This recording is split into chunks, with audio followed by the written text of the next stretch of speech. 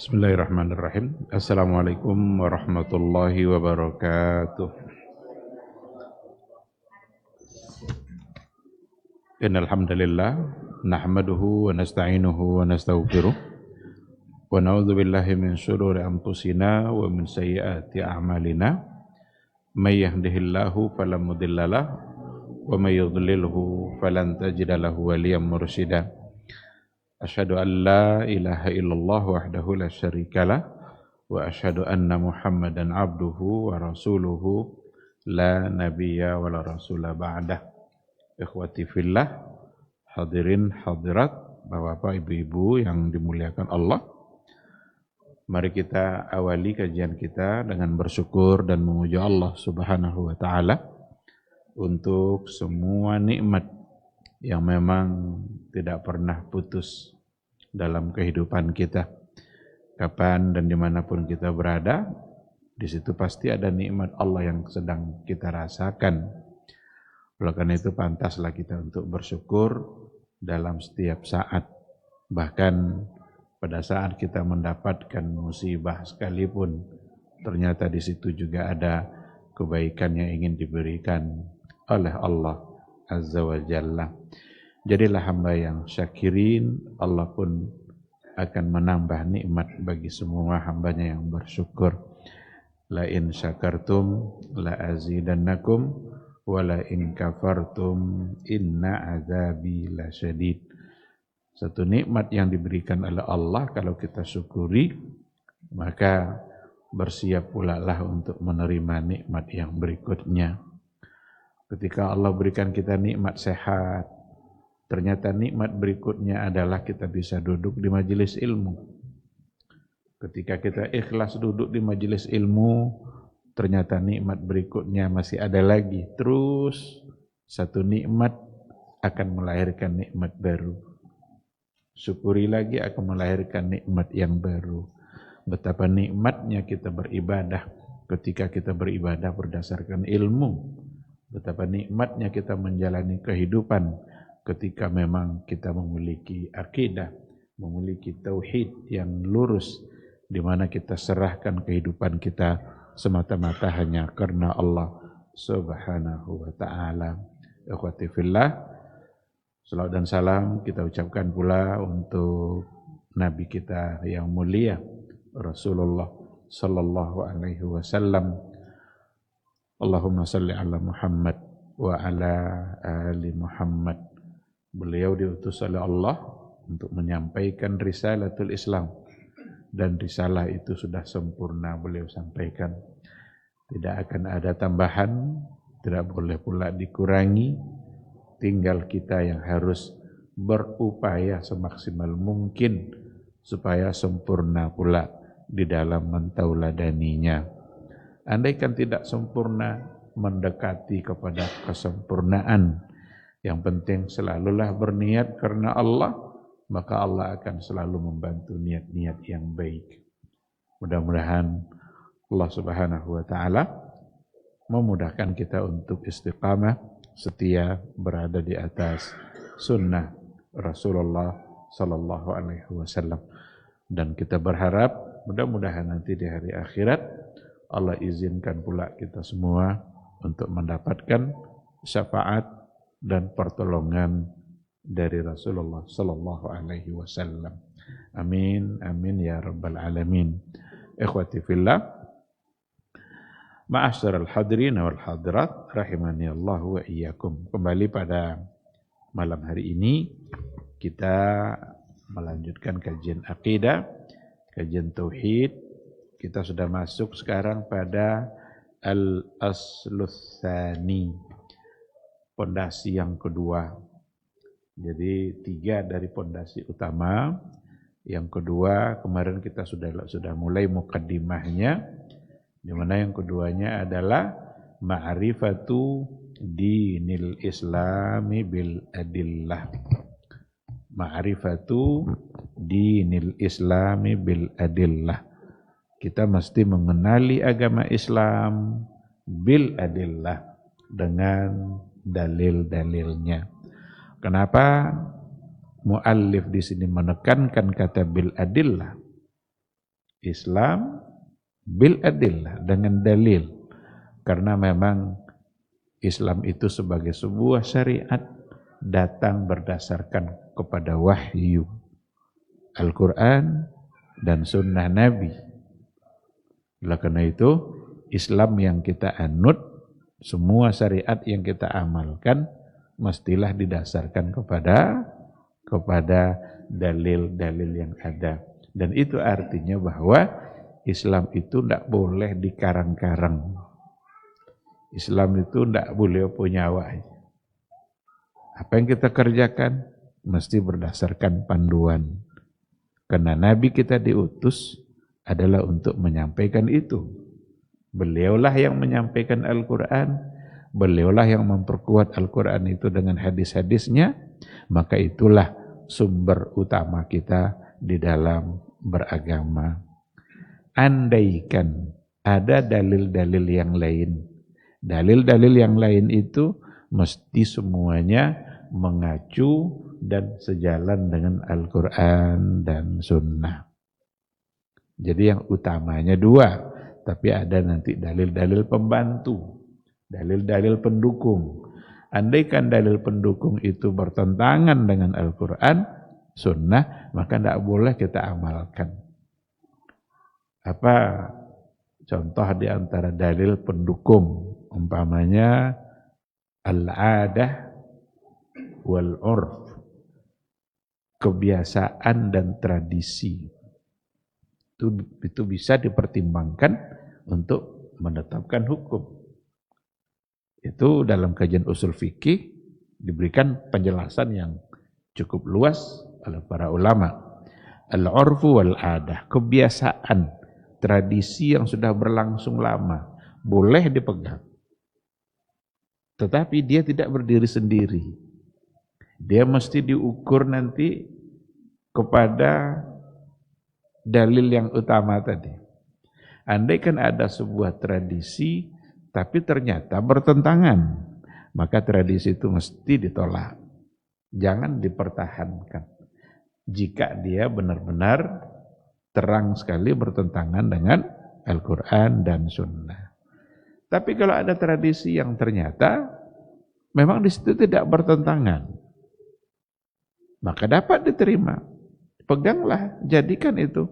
Karena kebiasaan yang diterima oleh akal sehat dan tabiat manusia yang sehat, karena dia tidak bertentangan, maka boleh. Nah, nanti tentu saja banyak hal-hal yang akan dapat kita jadikan contoh dalam menjalani kehidupan keseharian kita. Kalau seandainya kita masuk ke restoran, ke rumah makan, duduklah kita, dihidangkanlah makan itu. Lalu kita makan. Ini yang kita makan ini sudah halal belum? Sudah milik kita belum? Kan belum dibayar. Kapan barang itu baru menjadi milik kita? Kan kalau sudah kita beli, bayar, halal bagi kita. Sekarang yang di meja tuh, udah jadi milik kita belum? Kok enak aja makan-makannya? Tapi itulah tradisi kita. Di mana kita masuk lalu makan, nanti di akhir baru dibayar. Maka dihalalkan dia oleh tradisi. Dihalalkan oleh kebiasaan. Dan apakah kebiasaan itu bertentangan? Enggak. Yang bertentangan tuh kalau sudah makan enggak bayu, itu bertentangan. Atau makan 5 sampai 2, itu ya bertentangan.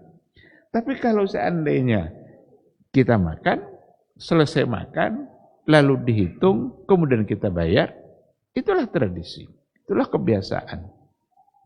Nah jadi ulama pun merumuskan kaidah dalam persoalan ini, al-adatu muhakkamah. Tradisi itu, adat itu dapat menjadi sumber hukum. Artinya bisa dipertimbangkan dalam penetapan hukum. Adakah yang bertentangan? Ada, banyak. Kalau bertentangan, jangan dipakai. Oh, ini kan kebiasaan Pak Ustadz. Kebiasaan iya, tapi salah. Apalagi kalau ada kebiasaan-kebiasaan yang di dalamnya ada unsur-unsur kesyirikan. Itu tentu lebih parah lagi. Karena unsur kesyirikan itu yang akan memperparah dia. Sedangkan kebiasaan yang tidak ada unsur syirik saja, itu bisa membuat kita menjadi berdosa. Apalagi kalau memang di dalamnya ada unsur kesyirikan. Nah, karena itu, ketika dikatakan mengenali agama Islam sesuai dengan dalil-dalilnya, ini pernyataan yang secara terang bahwa Islam itu tidak boleh dikarang-karang. Islam tidak boleh pertimbangannya hanya akal saja, mesti akal yang dibimbing oleh wahyu. Karena andaikan beragama cukup dengan akal saja, maka tidak perlu Nabi kita datang, tidak perlu Nabi diutus. Karena orang-orang jahiliyah dulu, semua mereka punya akal. Tapi akal sendiri berarti tidak mampu untuk menentukan ini berpahala, ini berdosa, tidak bisa. Apakah perbuatan ini berpahala atau tidak? Itu hanya syariat yang menentukan. Bahkan akal kita tidak bisa menimbang besar kecilnya dosa. Ada hal-hal yang oleh akal kita mungkin sangat sederhana, tapi ternyata oleh Allah itu sudah dosa besar. Padahal oleh akal kita biasa-biasa aja. Atau mungkin dia anggap remeh, tapi ternyata itu adalah dosa besar. Lebih besar dari mencuri, daripada berzina. Apa contohnya? Menyembelih lalat, tapi untuk sesembahan. Itu lebih besar dosanya daripada mencuri, berzina, merampok dan segala macamnya, lebih besar. Padahal cuma lalat. Menyembelih seekor lalat bukan karena Allah. Inilah yang ada pada riwayat yang disebut dengan hadithuz zubab. Hadithuz zubab, hadis yang berkaitan dengan lalat. Ketika ada dua orang yang ingin masuk ke perkampungan pada masa jahiliyah dulu, mereka wajib untuk menyumbangkan sesembahannya. Ternyata mereka satu tidak mau, akhirnya dibunuh dan dia masuk surga karena dia mempertahankan akidahnya. Sedangkan yang satu lagi lalat ndak adonya, langaunya ndak punya, itu jadilah. Tapi sembelih bukan atas nama Allah. Ternyata dia sembelih dan dia diancam masuk nerakanya Allah Subhanahu wa taala. Ikhwati fillah, jadi penting sekali bil adillah, dengan dalil-dalil yang ada. Fungsi yang kedua adalah kenapa Islam itu mesti dengan dalil? Supaya jelas siapa yang kita taati. Kita beragama, kita taat kepada siapa? Makanya ada dalil. Ketika kita melaksanakan satu amalan, tapi tidak ada dalil, yang wak taati siapa? Sekarang kenapa kita sholat maghrib? Yang kita taati siapa? Allah, Rasul. Kenapa Allah dan Rasul?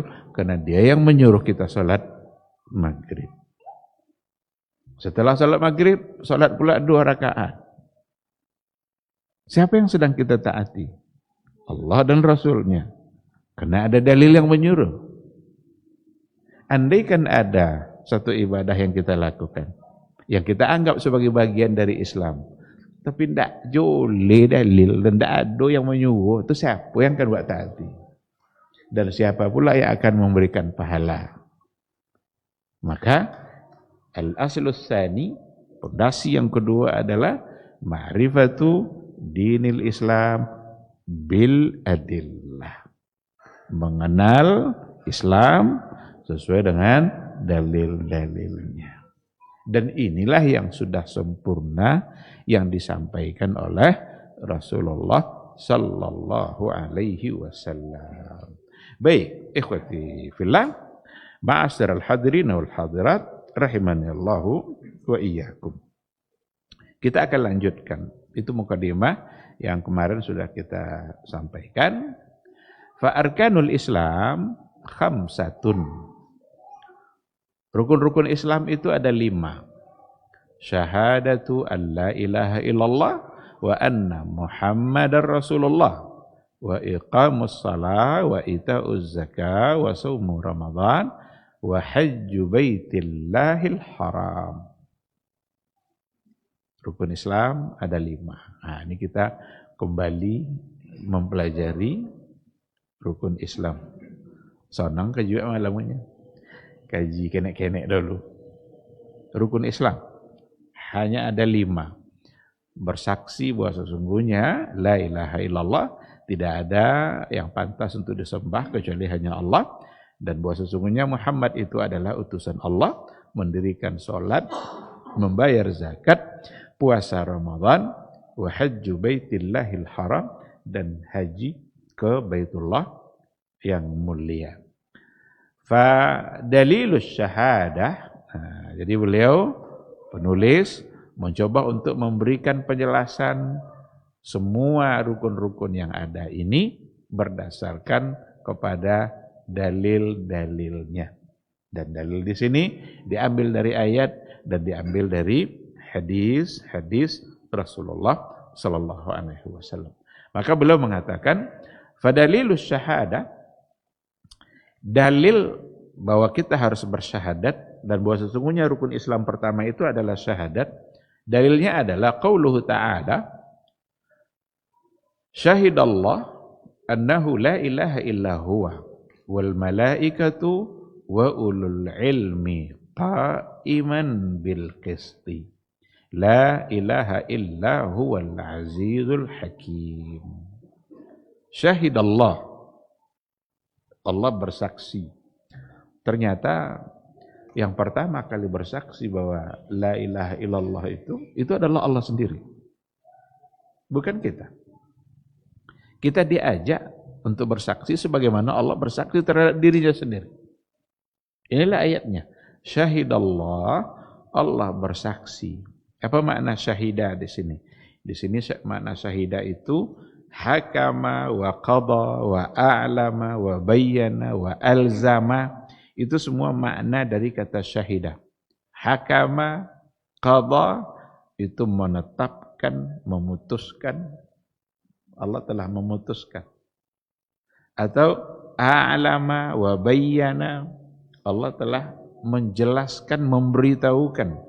Wa alzama, alzama memaksa, mengharuskan, ilzam. Jadi Allah sudah tetapkan bahwa sesungguhnya la ilaha illa huwa, tidak ada yang pantas untuk disembah, tidak ada sesembahan yang pantas untuk kita sembah, yang berhak untuk kita sembah, illa huwa, kecuali dia. Berarti Allah sudah menetapkan itu. Wal malaika, dan juga para malaikat ternyata mereka juga sudah bersaksi. Kesaksian mereka apa? Sama seperti Allah bersaksi untuk dirinya sendiri. Maksudnya la ilaha illallah, la ilaha illallah. Dan para malaikat ternyata juga bersaksi la ilaha illallah. Wa ulul ilmi qa'iman bil qisti. Dan ulul ilmi, jadi ada Allah, para malaikat, wa ulul ilmi. Apa itu ulul ilmi? Orang-orang yang memiliki ilmu, orang-orang diberikan ilmu. Maka berbahagialah kita ketika kita dimudahkan dan diberikan hidayah oleh Allah, dan kita dipermudah untuk mendalami kesaksian ini, agar kita disebut sebagai ulul ilmi, orang yang berilmu. Qa'iman bil qisti, mereka tegak berdiri kokoh bil qisti, dengan keadilannya. La ilaha illa huwa al-azizul hakim. Diulang lagi, berarti ada 2 kali di sini pengulangan hal yang sama. Di atas sudah dikatakan la ilaha illa huwa, ternyata di bawah dikatakan lagi la ilaha illa huwa al-azizul hakim. Tidak ada yang pantas disembah kecuali dialah Allah al-aziz al-hakim, yang maha perkasa dan maha hakim, maha bijaksana. Ayat ini dikatakan atau diakhiri dengan kata Al-Aziz, Al-Hakim. Ini adalah dua nama sekaligus dua sifat yang mulia yang dimiliki oleh Allah Subhanahu wa taala. Al-Aziz, perkasa, maha perkasa, maha mulia. Al-Hakim, maha bijaksana. Karena memang dialah yang pantas untuk disembah dengan segala kemuliaan yang dia miliki. Nah, dari ayat ini dapat dipahami sebagai dalil untuk kesaksian kita bahwa seseorang belum akan menjadi seorang muslim kecuali dia sudah mengucapkan atau bersaksi bahwa sesungguhnya dia bersaksi la ilaha illallah, sebagaimana dulu para malaikat juga bersaksi untuk itu, bahkan Allah sendiri bersaksi atas dirinya bahwa nggak ada yang pantas disembah kecuali Dia. Wa ma'naha, arti dari kesaksian ini adalah la ma'buda bihaqqin illallah. Tidak ada yang pantas untuk disembah secara benar. Jadi arti ilah itu la ilaha, la ma'buda bihaqqin. Ada la muta'a bihaqqin. Tidak ada yang pantas ditaati. Tidak ada yang pantas untuk disembah. Bihaqqin. Kata hak ini mesti ada. Tidak ada sesembahan yang pantas untuk disembah secara benar kecuali hanya Allah Subhanahu wa taala. Maka la ilaha itu nafiyan jami'a ma yu'badu min dunillah. Tujuannya adalah untuk menafikan semua yang disembah dari selain Allah. Mesti dinafikan. Sesembahan itu banyak, tapi yang hak hanya Allah. Sesembahan itu kalau kita tengok sejarahnya umat-umat itu macam-macam. Karena memang secara fitrah manusia ini membutuhkan sesuatu yang dia agungkan. Dan keagungan itu biasanya ada pada sesuatu yang punya kelebihan. Maka umat-umat terdahulu menyembah sesuatu yang oleh akal dia itulah yang punya kelebihan. Kenapa ada yang menyembah matahari? Karena ada kelebihannya. Pagi terbit, dunia menjadi terang. Kenapa ada yang menyembah bulan? Karena dianggap dialah yang pantas disembah. Terbit di malam hari pula. Jadi rata-rata sesembahan itu mesti yang punya kelebihan. Dan mereka menyembah itu karena akal mereka menganggap itulah yang punya kelebihan. Kenapa orang-orang jahiliyah dulu menyembah patung? Karena patung-patung itu adalah patung-patungnya orang soleh. Dan orang soleh itu adalah orang-orang yang punya kelebihan. Yang sekarang mereka sudah pada meninggal semua. Tinggal lagi yang ada patung-patungnya itu. Dianggap pula lah mereka yang pantas untuk disembah. Jadi kalaulah diserahkan kepada akal untuk menentukan siapa yang pantas disembah, maka lain wilayahnya, lain pula yang mereka sembah. Karena akal mereka berbeda-beda di dalam menilai sesuatu. Maka datanglah Nabi kita Nabi Muhammad sallallahu alaihi wasallam untuk mengajarkan kepada umat manusia bahwa yang pantas untuk kita sembah itu adalah bukan matahari, bukan bulan, bukan patung-patung, bukan kuburan orang soleh, bukan pohon-pohon yang dianggap keramat, Bukan itu. Karena itu semua tidak bisa memberikan manfaat apapun. Tapi yang pantas untuk disembah secara benar itu adalah Dia yang telah menciptakan kita, Dia yang telah memberikan kehidupan kepada kita. Dan dialah Allah. Maka perintah untuk menyembah Allah selalu dikaitkan dengan yang telah menciptakan kamu. Ya ayyuhan nas, u'budu rabbakum, wahai manusia, sembahlah Rabb kalian, allazi khalaqakum, yang telah menciptakan kalian. Ya ayyuhan nas, u'budu rabbakum, allazi khalaqakum min nafsin wahidah, yang telah menciptakan kalian dari satu jiwa, bermula dari Adam saja. Karena Adamlah manusia pertama yang diciptakan oleh Allah. Bermula dari yang satu ini, kita berkembang, jadilah kita. Semua itu oleh siapa? Oleh Allah. Dan itu artinya Allah lah yang memberikan kita kehidupan. Dan Allah ketika mencipta dengan sangat hakim, dengan sangat penuh hikmah. Dia tidak mencipta lalu berhenti di situ. Nah, Dia mencipta, tapi Dia berikan segala macam kebutuhan selama Dia hidup.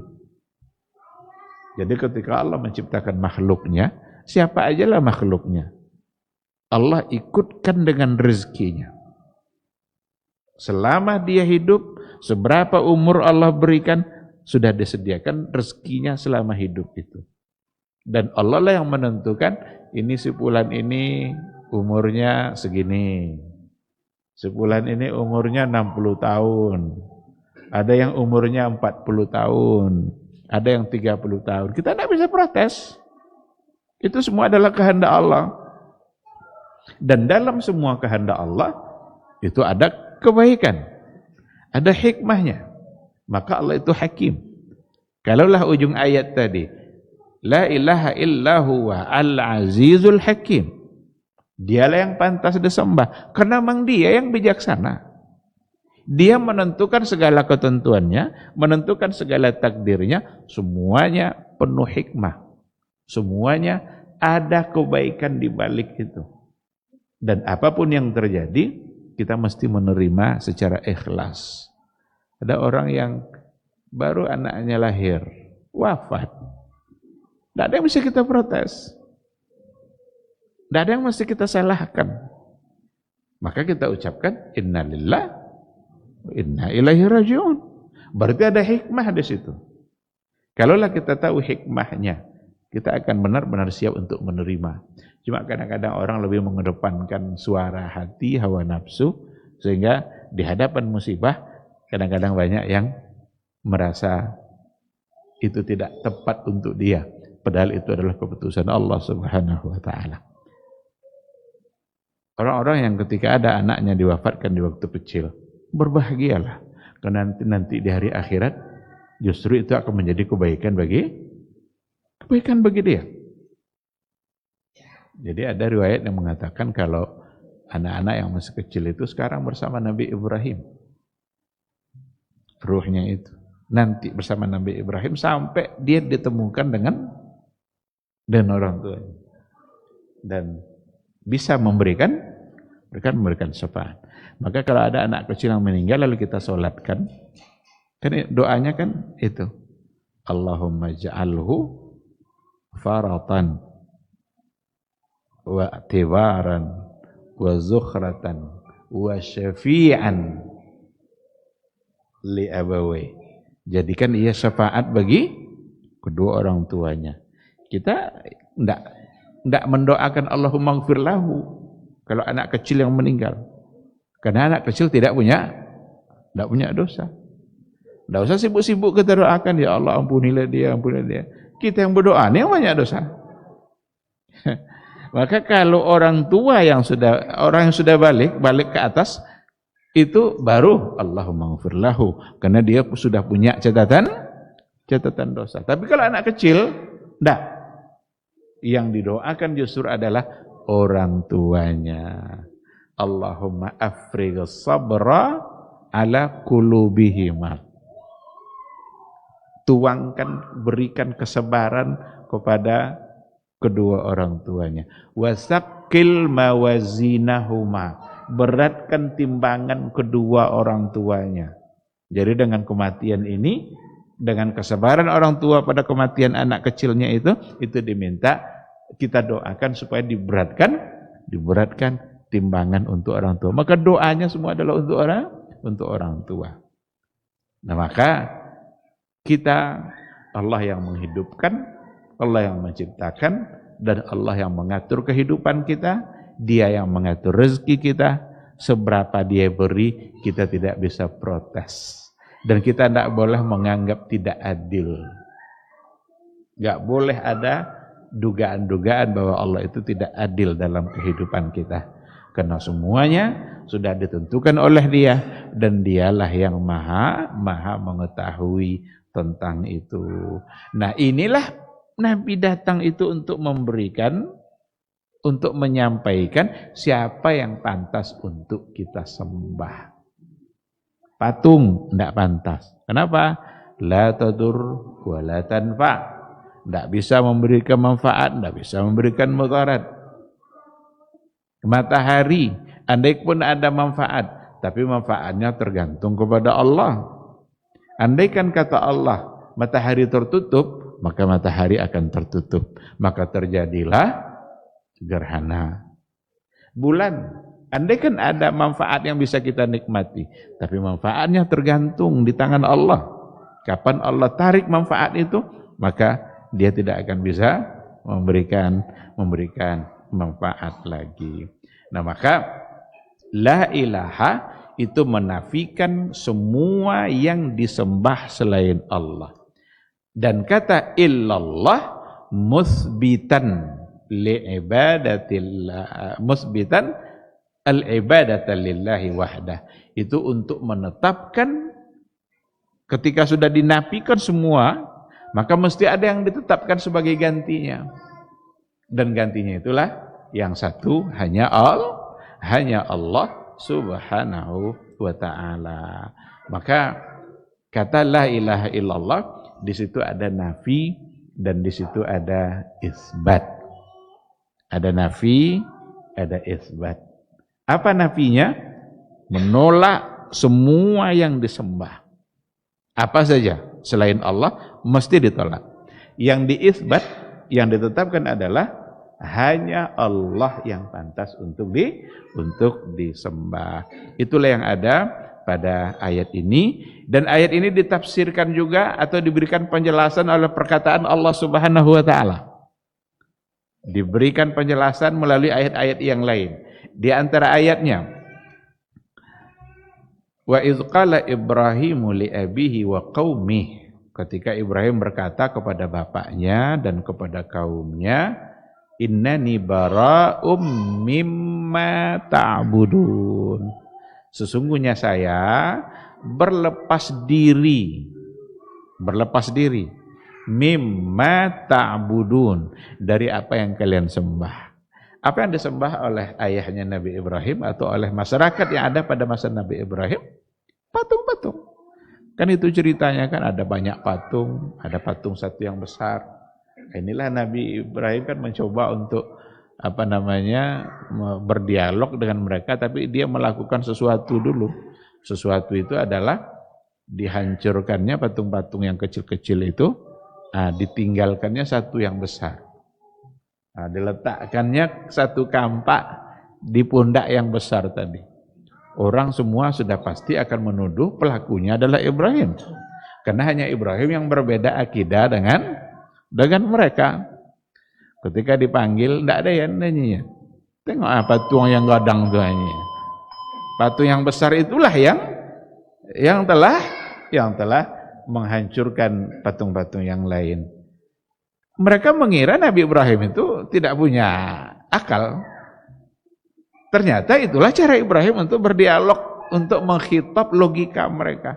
Gila kamu Ibrahim, kan dia patung tuh, tidak bisa dia berbuat apa-apa. Kata Ibrahim, kalau memang dia tidak bisa buat apa-apa, kenapa kalian sembah? belum jadi dimulai dialognya dia sudah kalah duluan. Maka Ibrahim mengatakan, innani bara'um mimma ta'budun. Saya berlepas diri dari semua yang kalian sembah itu. Illallazi fatarani. Kecuali tadi ada illah, la ilaha. Ada illah. Sekarang illallazi fatarani. Kecuali dia yang telah menciptakan saya, fa innahu sayahdin. Sesungguhnya dia pula yang akan memberikan petunjuk. Wa ja'alaha kalimatan baqiyatan fi aqibi. Allah menjadikan itu sebagai kalimat yang kekal untuk selama-lamanya. La'allahum yarji'un. Semoga mereka kembali menuju petunjuk, meninggalkan kesesatan dalam menyembah yang tidak pantas untuk disembah itu.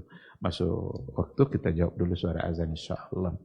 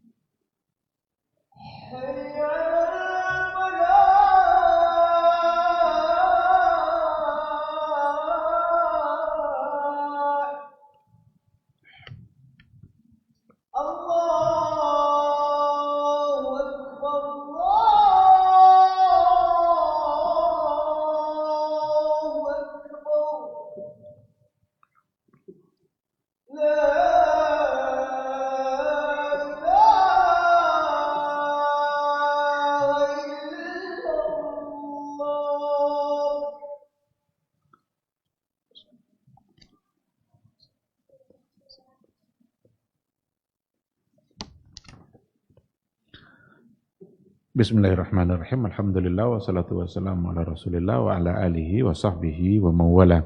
Ikhwati fillah, ma'asyiral hadirin wal hadirat, rahimani Allah wa iyyakum. Jadi itulah kalimat di mana Allah yang pertama kali bersaksi, la ilaha illa huwa, la ilaha illallah. Di mana maknanya pertama, sisi pertama menafikan semua sesembahan. Apa saja. Maka kalau seandainya dimaknai dengan la ma'budah illallah, itu tidak cukup. Karena arti la ma'buda itu tidak ada sesembahan kecuali hanya Allah, kecuali Allah. Seolah-olah semua yang disembah itu adalah Allah. Dan sudah ada dai-dai, orang-orang yang terkenal yang ingin mengajak untuk memahami itu. Memahami seperti itu. Sudah ada. Katanya kan la ilaha illallah, tidak ada sesembahan kecuali Allah. Berarti apapun yang kita sembah itu adalah Allah. Sudah ada dan beredar videonya. Maka tidak bisa. Karena apa yang disembah selain Allah itu tidak berhak untuk disembah. Karena yang berhak hanyalah Allah. Maka maknanya la ma'buda bihaqqin. Tidak ada yang disembah bihaq secara benar kecuali hanyalah Allah. Dan yang benar itu hanyalah Dia yang bisa memberikan manfaat, Dia yang bisa memberikan mudarat, Dia yang memberikan kita kehidupan, Dia yang memberikan kita rezeki, Dia yang mengatur alam ini, maka Dialah yang pantas untuk disembah. Inilah yang dipersaksikan oleh Allah sebelum yang lain. Yang kedua apa? Wal malaika. Di sini dikatakan syahidu annahu la ilaha illa huwa. Malaikat mereka itu semuanya syahidu, juga bersaksi bahwa sesungguhnya tidak ada sesembahan yang pantas untuk disembah kecuali hanya Allah.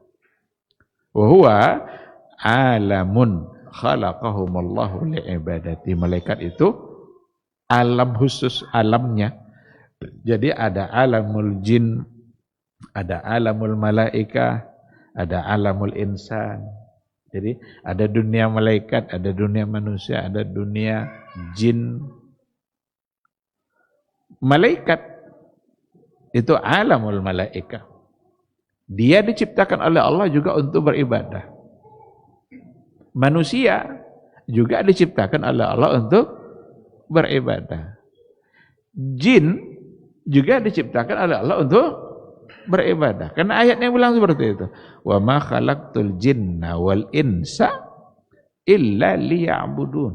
Dan masing-masing alam ini Allah ciptakan dari sesuatu yang berbeda. Malaikat diciptakan dari cahaya. Manusia diciptakan dari tanah. Jin diciptakan dari api. Alamul jin, dunia jin, makhluk yang nama jin itu berasal dari api. Jadi ada cahaya, ada tanah, ada api. Semua mereka sebenarnya adalah untuk beribadah kepada Allah. Tetapi yang golongan jin ini diawali kedurhakaannya oleh iblis seperti yang diceritakan dalam Al-Quran, hanya karena dia meyakini bahwa sesungguhnya dia lebih baik daripada Adam dari segi asal ciptaan. Dia mengira bahwa api lebih baik daripada tanah. Ana khairun minhu. Saya lebih baik dari dia. Masa saya pula yang harus sujud kepadanya? Ditunjukkannya kesombongannya, berarti dia menentang keputusan Allah. Siapa saja kalau menentang ketentuan yang datang dari Allah, hukum yang datang dari Allah, berarti dia akan menjadi seorang yang pendurhaka, sama durhakanya dengan iblis. Maka Ibnul Qayyim pernah mengungkapkan satu ungkapan, setiap kali hamba Allah itu berbuat dosa, maka pada saat itu di hatinya pasti ada takabbur, pasti ada istikbar. Sebagaimana dulu iblis ketika dia mendurhakai Allah, itu karena keangkuhan, karena kesombongan. Sekarang kalau ada hamba Allah yang berdurhaka, yang melaksanakan kemaksiatan, maka pada saat itu berarti di hatinya ada istikbar, ada kesombongan, ada keangkuhan. Sehingga dia harus segera untuk bertaubat, memohon ampun kepada Allah. Adam salah juga enggak? Ada kesalahannya juga enggak? Ada. Ketika dia melakukan sesuatu yang dilarang. Wala taqraba hadhihi syajarah. Jangan dekat-dekat pohon ini. Ternyata dia dekati. Bahkan tidak hanya sekedar didekati, dia makan. Itu satu kedurhakaan. Adam melakukan kesalahan. Iblis melakukan kedurhakaan. Bedanya di mana? Adam sadar lalu bertaubat. Ketika Adam sadar lalu bertaubat dari kesalahannya, Allah menerima taubat itu. Maka ia pantas untuk kembali ke surga. Iblis salah juga, tapi dia tidak menyadari kesalahannya dan tidak mau bertaubat, maka tidak pantas untuk kembali ke surga. Dua-duanya dalam surga. Oleh karena itu, bedanya adalah kita mau bertaubat atau tidak. Kalau soal salahnya sama, maka tidak ada manusia yang tidak bersalah. Cuma mau tidak bertaubat. Kalau dia mau bertaubat, berarti dia mengikuti langkahnya Adam alaihissalam. Fatalaqqa Adamu min Rabbih kalimatin fataba alaihi.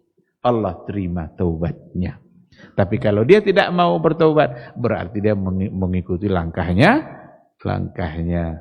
iblis, langkahnya syaitan. Nah, maka kalau kita terjebak kepada kesalahan, memang kita manusia. Perangkat salah itu memang ada pada kita.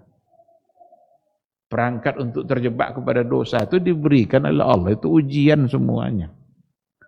Maka kalau seandainya kita terjebak kepada satu kesalahan, bersegeralah untuk bertaubat, memohon ampun, dan mudah-mudahan Allah menerima ampunan itu. Dan Allah menjanjikan untuk menerima taubat hambanya, siapapun, asalkan tidak melakukan perbuatan syirik.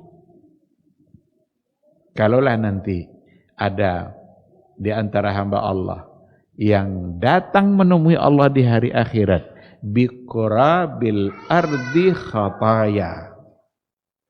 Jadi, lau ataitani biqurabil ardi khataya. Andaikan nanti engkau datang menemuiku dengan sepenuh bumi dosa, wala tusyriku bi syai'a, tapi engkau tidak melakukan satu perbuatan syirik pun. Dosanya banyak sepenuh bumi, tapi tidak ada syirik di situ. Apa kata Allah? Saya akan menemuinya biqurabil ardi maghfirah. Akan saya temui dia dengan membawa sepenuh bumi keampunan. Maka la ilaha illallah ini benar-benar harus kita terapkan dalam kehidupan kita, dan harus benar-benar berlepas diri dari semua bentuk kesyirikan. Karena menyembah selain Allah, apa saja bentuknya, patung, matahari, orang soleh, kuburan, kalau itu yang dilakukan, pasti di situ ada unsur kesyirikannya. Dan kalau syirik itu yang dilakukan, ternyata terhalang untuk mendapatkan sepenuh bumi keampunan tadi itu. Itulah, itu hadis kursi itu. Andaikan nanti datang menemui saya dengan membawa sepenuh bumi dosa. Apa punya sepenuh bumi dosa? Sepenuh masjid punya, apa punya? Ini sekarang sepenuh bumi dosa. Tapi di situ tidak ada dosa syirik. Maka saya akan temui dia dengan membawa sepenuh bumi maghfirah, keampunan. Itulah makna dari kesaksian. Ternyata Allah dan para malaikat sudah menunjukkan tauhidnya. Alamul malaikah menunjukkan itu. Maka fasajadal malaikatu illa iblis. Malaikat semuanya sujud kecuali iblis. Berarti malaikat semuanya menerima. Yang menolak iblis. Maka alamul jin, dia punya alamnya sendiri, yang tidak pantas untuk kita ikuti. Kemudian siapa lagi? Wa ulul ilmi. Siapa yang dimaksud ulul ilmi di sini? Wal muradu bi ulil ilmi, yang dimaksud ulul ilmi adalah ahlul ilmi syar'i. Ahlul ilmi syar'i hanya berhubungan dengan ilmu syar'i. La kama yaqulu ba'dun nas, tidak seperti yang diduga oleh sebagian orang. Yang akan bisa membuat kita takut kepada Allah itu hanyalah ilmu syar'i. Ilmu yang berhubungan dengan seperti akidah, tauhid. Bukan ilmu fisika. Seperti yang dipahami oleh sebagian orang, bahwa ahli fisika itu akan lebih mampu takut kepada Allah. Ahli fisika itu banyak yang kafir-kafir takut dia kepada Allah. Nah, ahli kimia, ahli berbagai macam ilmu dunia lainnya, tidak akan mungkin membuat dia takut kepada Allah kalau seandainya dia tidak memiliki ilmu syar'i. Dan ilmu syar'i yang paling utama itu adalah tauhid wal aqidah, sebelum bab-bab syar'i yang lain. Maka yang akan takut kepada Allah, innama yakhshallaha min ibadihi al-ulama. Hanya saja sesungguhnya yang akan takut kepada Allah itu hanyalah ulama. Ulama itu orang yang berilmu. Ini ilmu apa maksudnya? Masukkah semua ilmu-ilmu dunia yang lain? Tidak, hanya ilmu syar'i. Itulah yang akan bisa membuat kita takut kepada Allah. Karena itulah yang akan mengenalkan kita kepada Allah Subhanahu wa ta'ala. Tapi kalau dia tidak beriman, tapi dia ahli umpamanya dalam ilmu biologi umpamanya, tapi dia tidak beriman kepada Allah, tidak ada yang membuat dia mampu takut kepada Allah. Bahkan sama Allah aja dia ingkar. Bahkan ilmu-ilmu yang dia miliki tidak membuat dia menjadi taat, justru menjadi sombong. Dengan ilmu yang dia punya, dia merasa dialah yang hebat. Tapi kalau ahlul ilmi yang beriman kepada Allah, semakin banyak ilmu yang dia miliki, dia tidak akan merasa sombong, merasa bahwa dialah yang hebat, tapi dia justru bersyukur kepada Allah Subhanahu wa ta'ala. Itulah sebabnya jadilah dulu orang yang beriman kepada Allah, setelah itu jadilah penguasa ilmu mana saja. Mau jadi apa silahkan, mau menguasai ilmu yang mana silahkan, tapi mesti diawali dulu dengan al-ilmu syar'i. Al-ilmu syar'i di sini yang memang berhubungan dengan syariat, dan yang paling utama dari ilmu syar'i itu adalah at-tauhid, pengetahuan kita kepada Allah Subhanahu wa ta'ala. Inilah yang dimaksud dengan ulul ilmi di sini, ahlul ilmi syar'i. Ikhwati fillah, ma'asyiral hadirin wal hadirat, rahimani Allahu wa iyyakum. Jadi ini pada penggalan pertama dari syahadat itu la ilaha illallah, dengan makna yang tadi sudah kita sampaikan. Ketika kata la ilaha illallah sudah terucap, maka konsekuensinya pasti adalah meninggalkan semua bentuk kesyirikan. Karena mesti dipadu dengan ayat-ayat yang lain, sepertinya yang Nabi Ibrahim tadi, ada lagi wa'budullaha wa la tusyriku bihi syai'a. Sembahlah hanya Allah saja, wa la tusyriku bihi syai'a, dan jangan syirikkan Allah dengan sesuatu apapun. Maka tidak akan pernah menyatu antara tauhid dengan syirik. Tidak pernah. Ada orang yang hebat kali tauhidnya, tapi dia pelaku syirik. Tidak bisa. Asal dia melakukan syirik, berarti tauhidnya rusak.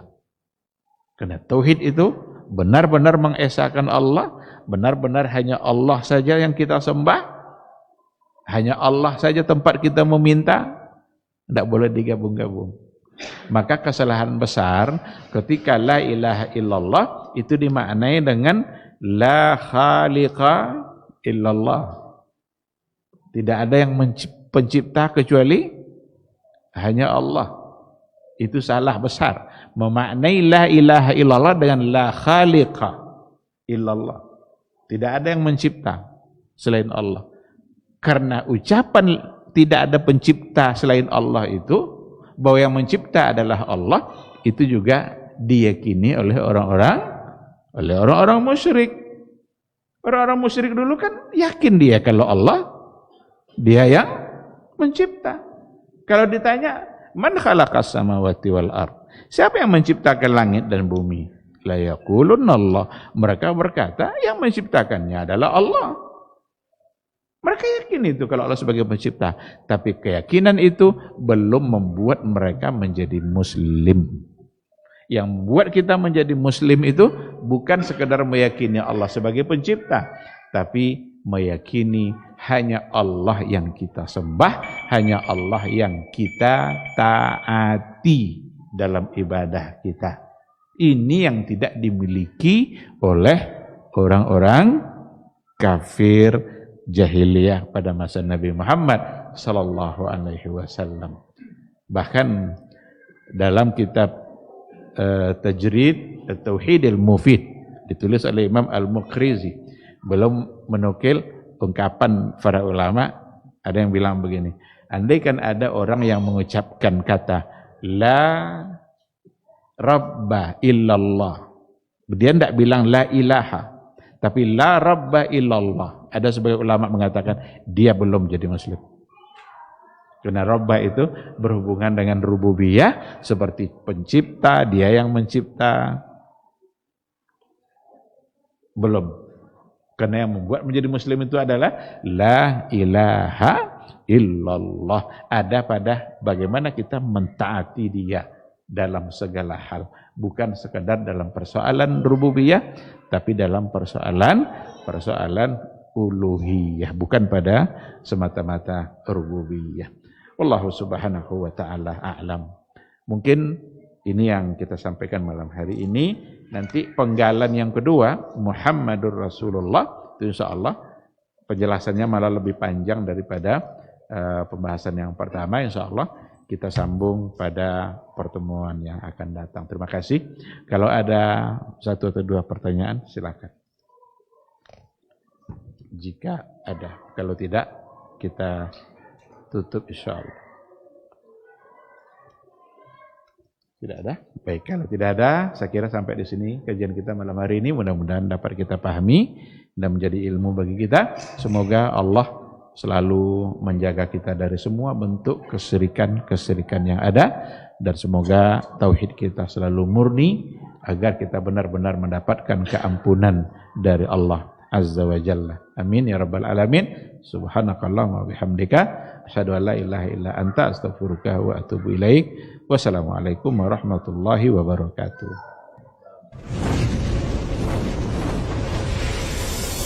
Baba TV Sunnah, belajar agama baru alim.